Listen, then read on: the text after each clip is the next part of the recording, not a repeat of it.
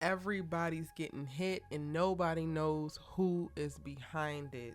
Whether it's on Cissy, Veronique, Louie, Jerome, Franklin, and Gustavo with Teddy at the drop, or Leon kicking it with Ivy trying to get his guns. There's bullets flying everywhere and a few people gonna fall. What's good, y'all? It's your good sis Erica Vane coming to you right here on Erica Vane TV with another Snowfall video. In this video, we are breaking down season 5 episode 5 titled The Iliad Part 1. If you're new here, go ahead and hit that subscribe button, turn on your bell notifications so that you don't miss out on any of my Snowfall coverage. Also, as you're watching this video, drop your thoughts, theories, and predictions in the comment section down below. I will be replying to you, and I would love to keep the conversation going around this hot television series. But without further ado, let's get into it. At the top of the episode, the downtown deal comes through, and when Franklin and Veronique take the announcement over to Jerome and Aunt Louie, things don't go as planned, as Aunt Louie is more focused on playing hard to get and coy than telling Franklin straight up that they don't want to do it. It's frustrating to watch her allow Franklin and Veronique to explain the whole thing front and back, and then they just sit there and say that they have their own plans. She literally says, "We glad you got your own dreams, but they're not ours."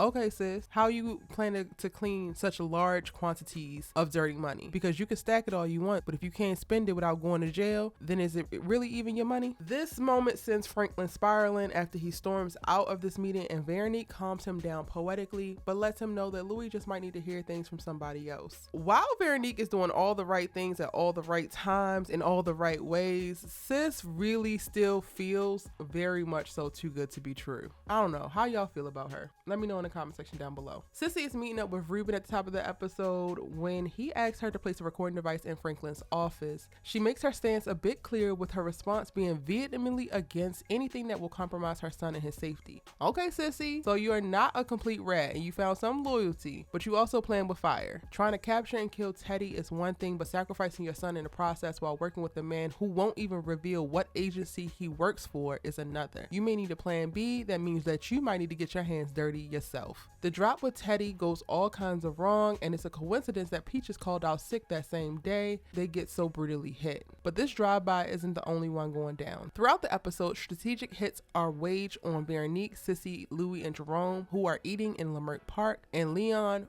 who is doing a guns meeting with Ivy. Leon manages to clip one of them, and out of the 3 hits, this is the only soldier from the other side that falls. Franklin and Gustavo spend the episode trying to survive and not get robbed after they barely make it out of the hit on the re-up alive. After barely escaping the essays that want to take that $3 million up off of them and beat them down, they climb into a window of the wrong house with a guy that tranquilizes them and puts them in a cage next to a tiger. Yes, a real live tiger. How much shitty luck can one person have in a day? If Teddy is one thing, he is a survivor. Though he is losing blood profusely, he manages to drop himself safely to the care of Parisa. Well, kinda safety. Because after she finishes surgery on him, which will cost him $250,000, she decides to pleasure herself because she has some kind of sick perversion to sexual acts and surgery. Okay, girl. After she's finished, Parisa goes to move Teddy's bullet-ridden car from her driveway and finds the kilos of coke in the trunk. Something tells me this is her new payment because the $250K ain't gonna be enough. Cissy discusses getting out with Louie and Jerome before they are hit. She says, "This empire y'all building is gonna crumble."